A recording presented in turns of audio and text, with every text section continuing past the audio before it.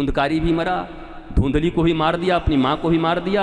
अब पिता को गोकर्ण जब एक दिन एक लात मारा धुंधकारी ने अपने बाप को, तो दौड़ते हुए आए, बेटा बेटा तुम्हारे रहते हुए देखो तुम्हारा भाई मुझे मारा। बोला खबरदार।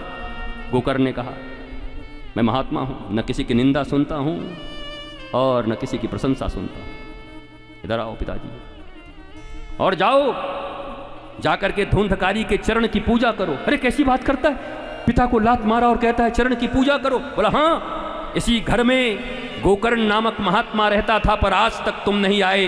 धन्य हो धुंधकारी का लात, एक लात मारा और संत की शरण में आके गिर गए। जाकर के उसके चरण की पूजा करो।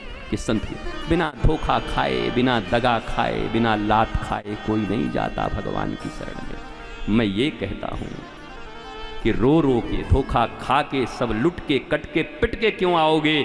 आना हो तो मैं सत्य कहता हूँ मेरी तरह आओ, जब पूर्ण आनंद में रहो, संपत्ति हो, सब कुछ हो, उसी दिन जाकर के गुरुदेव भगवान के चरणों में अपने आप को समर्पित कर दो कि मैं तुम्हारा हूं। लुट के, पिट के, कट के, हट के, हाय हाय करते हुए तब भी आओगे तो ठुकराएंगे नहीं भगवान। भगवान तो किसी भी अवस्था में तुमको स्वीकार करेंगे, नंद नंदन हमेशा स्वीकार करेंगे। पर जरा उनको भी कुछ अच्छी फीलिंग दो ठाकुर जी को। ठाकुर जी हाँ मर्सिडीज लगी है, ओके, नहीं है मर्सिडीज तो मारुति है, ओके। अरे साइकिल अपनी है, नहीं है 11 नंबर की गाड़ी अपनी है, हाँ ये तो है। आपके पास आया ठाकुर जी, वस्त्र हैं, तिलक हैं, भोजन बढ़िया चकाचक करते हैं, आपके पास समर्पण करने आए। ठाकुर जी बोलेंगे वाह, दुख में नहीं आया, आया है सब कुछ होते हुए समर्पित करने के।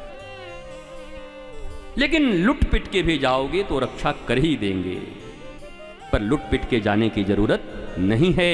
आपको जाने की जरूरत है प्रसन्नता के साथ, गुरु गोविंद के चरणों में समर्पित हो जाओ। सब ठीक है तो नहीं जाएंगे, और गड़बड़ होगा तो जाएंगे। तो दुनिया वाले भी पहचानते हैं तो वो भी तो पहचानते होंगे कि ठोका पिटा के मेरे पास आया। इसलिए अच्छी अवस्था में ही जाइए। हालांकि दुख हो, अब कई लोग ऐसे हैं कि गुरुजी दुख हो गया है तो अब नहीं जाएं क्या? तब तो जल्दी आइए, जल्दी दूर हो जाएगा। परंतु अच्छे हैं तो और जल्दी आ जाइए कि सब कुछ अच्छा रहे, मौज में रहिए। महाराज बड़ा दिव्य ज्ञान दिया है गोकर्ण जी ने, इसको गोकर्ण गीता कहते हैं। कहते इधर आओ पिताजी। देहिस्थिमान सरुधिरे भिमतिम त्यजत्वम जाया सुतादिषु सदा ममताम विमंच पश्यानिशम जगदिदम क्षणभंग निष्ठम वैराग्य राग रसिको भविभक्तनिष्ठ। ये देह, अस्थि, मांस और रुधिर इससे बना हुआ है, इसमें ज्यादा ममता मत रखो पिताजी। देहिस्थिमान सरुधिरे भिमतिम त्यजत्वम जाया सुतादिषु सदा ममताम विमंच। ये जो पुत्र हैं, पत्नी हैं, ये जो तुम्हारे संबंध हैं, इनका पालन करो। प्रेम करना मना नहीं है, मोह रखना मना है। मोह अंधा बनाता है, प्रेम दृष्टि प्रदान करता है। तुमने कभी प्रेम किया है अपनी पत्नी को? कभी प्रेम किया अपने माता पिता को? कभी प्रेम किया अपनी संतानों को? मोह रखते अंधों की तरह, जैसे रावण रखता था। मोहांध हो। मोह और प्रेम में बड़ा अंतर है। प्रेम करो, और जो प्रेमी होगा ना वो उनका मंगल सोचेगा, और मंगल तो आत्मज्ञान से ही हो सकता है।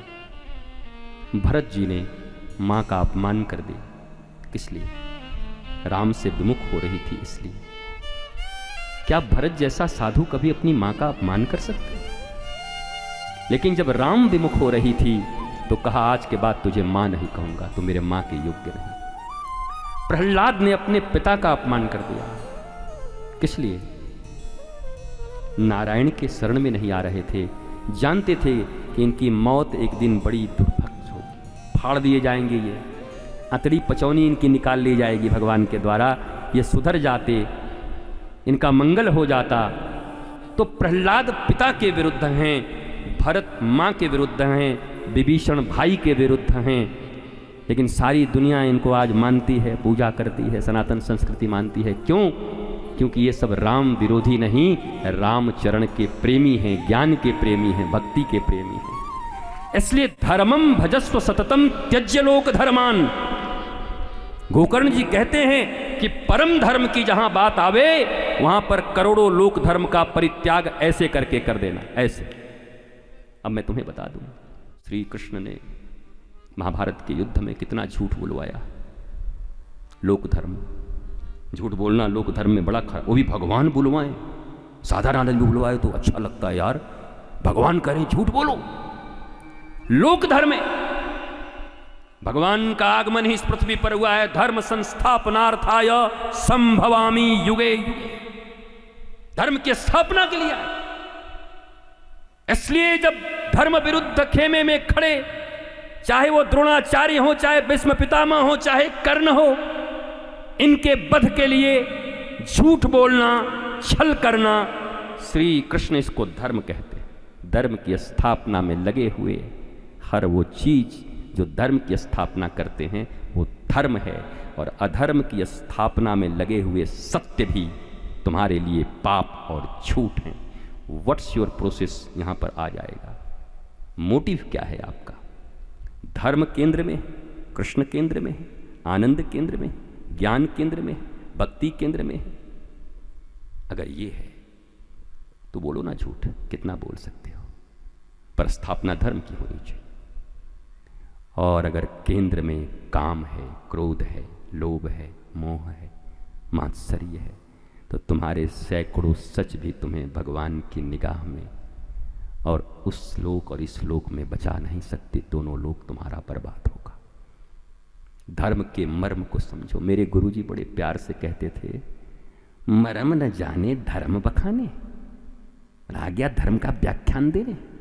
मर्म से कोई मतलब नहीं, सार तत्व को जानता नहीं, धर्म की व्याख्या करने आ गया बैठ के। मर्म जानो तब धर्म का व्याख्यान करो। और मर्म यही है कि केंद्र श्री कृष्ण होने चाहिए, केंद्र ईश्वर होने चाहिए, केंद्र ज्ञान और भक्ति होना चाहिए।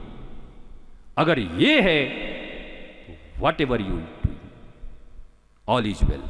कुछ भी करो सब ठीक है, सब चलेगा। रावण ब्राह्मण है, विप्र, हनुमान जी ने लाखों को मसल दिया जाके, ब्रह्म हत्या लग जानी चाहिए थी उनको।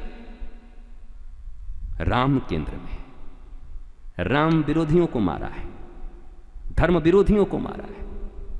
गली गली में पूजा हो रही, जितने मंदिर राम जी के न होंगे उससे ज्यादा तो हनुमान जी के हैं, गली गली में जहां देखो। इसलिए सार क्या, मर्म क्या?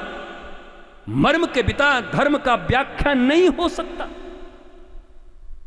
और भागवत की कथाएं कभी धन को केंद्र करके नहीं कही जा सकती। रामायण की कथाएं कभी धर्म को, धन को, मान को, सम्मान को, पद को, प्रतिष्ठा को, काम, क्रोध, मदमोह, लोभ, मात्सर्य को केंद्र में लेके नहीं किया जा सकता। यही हो रहा है, इसलिए विकृति है।